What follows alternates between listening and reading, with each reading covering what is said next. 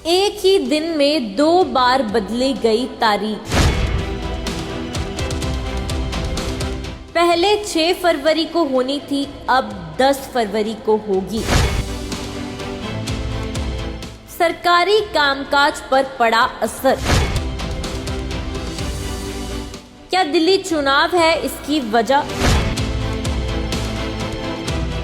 पंजाब सरकार की कैबिनेट बैठक जो कि पूरे 4 महीने बाद होने जा रही है, लेकिन मजेदार बात यह है कि इस बैठक की तारीख एक ही दिन में 2 बार बदल दी गई। पहले ये बैठक 6 फरवरी को तय हुई थी, लेकिन फिर शाम होते होते इसे 10 फरवरी को कर दिया गया। अब वजह क्या है, ये कोई भी अधिकारी साफ नहीं कर रहा।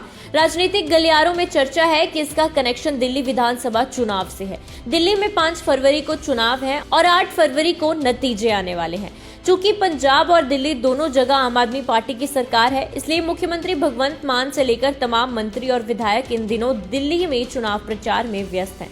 ऐसे में माना जा रहा है कि चुनावी माहौल को देखते हुए कैबिनेट बैठक की तारीख को आगे बढ़ा दिया गया है। अब जरा सोचिए, पिछले 4 महीनों में एक भी कैबिनेट बैठक नहीं हुई, जिस वजह से कई विभागों के कामकाज ठप पड़े हैं।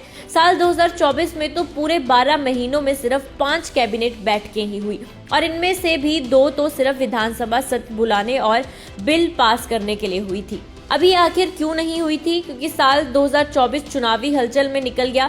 मार्च में लोकसभा चुनाव की आचार संहिता लग गई। जून में लोकसभा चुनाव हुए, जिससे 3 महीने तक सरकार चुनावी मोड में रही।